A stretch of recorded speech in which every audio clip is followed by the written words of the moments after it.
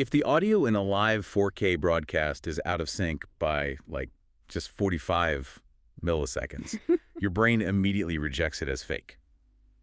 Today's deep dive is really a rescue mission into the invisible tech that prevents that exact disaster. Yeah, we are decoding a highly technical spec sheet from an HDTV Supply product page. We're looking at a serious piece of heavy-duty broadcast gear, the AJA 12G-AM-T 12G-SDI 8-channel AES Embedder / Disembedder. Right, which sounds intimidating, but for you, the curious learner, we are turning this $1,200 wall of jargon into a fascinating aha moment about how flawless television actually works. Exactly. So when we talk about 12G SDI, we are talking about a massive data pipeline. I mean, 12 gigabits per second of raw, uncompressed 4K video. And AES is simply the professional standard for digital audio. Okay, so the fundamental problem this device solves is marrying those two massive data streams perfectly, right in real time.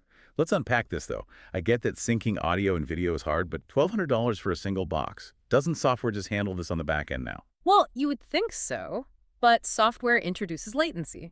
When you are live broadcasting a massive sporting event, you absolutely cannot wait for a CPU to, render audio tracks. Oh, so you need dedicated instant hardware. Yeah, dedicated hardware is non-negotiable. So how does it actually do it without slowing down that 12 gigabit stream? The specs mention that embedder / disembedder function. I kind of think of it like a high-speed bullet train. Okay, I like where you're going with this. Like, if the 12G-SDI video is the train hurtling down the tracks, and the 8 channels of AES audio are the passengers, how are we perfectly boarding them without hitting the brakes? That is a great analogy. So the SDI video signal actually has these microscopic gaps of blank space between the individual frames of the video. Oh, really? Yeah, the embedder acts like a data ninja, basically slipping the AES digital audio packets directly into those blank spaces. Wait, so it doesn't need to slow the train down at all? Not at all. It is just instantly filling the empty seats between the cars, so to speak.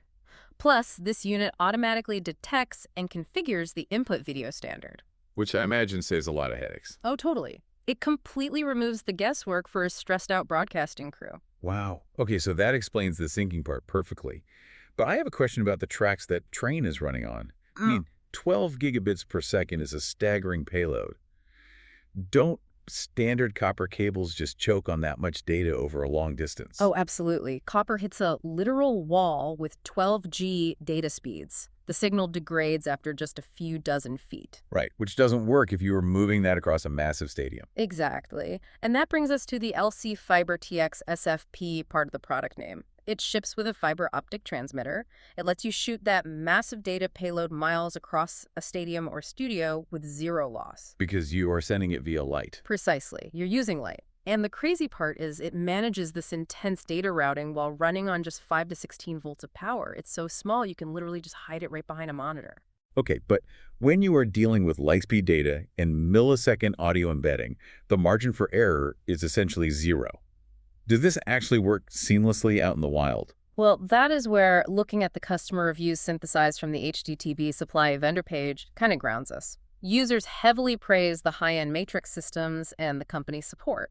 But it's not totally flawless. Right. You clearly see the reality of complex AV setups reflected there, too. Yeah, I noticed reviews where users mentioned having to occasionally reboot their systems when it drops a display.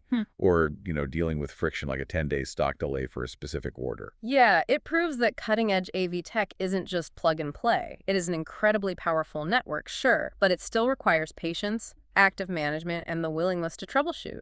So what does this all mean for you, the person just trying to enjoy the game on Sunday? It means this tiny, unassuming box is the invisible traffic controller making sure your viewing experience stays perfectly synced. It really is the hidden infrastructure that makes the modern digital world feel effortless. But it makes you wonder, as we push past 4K toward 8K and eventually into fully immersive VR live sports broadcasting, will hardware like this be able to keep up?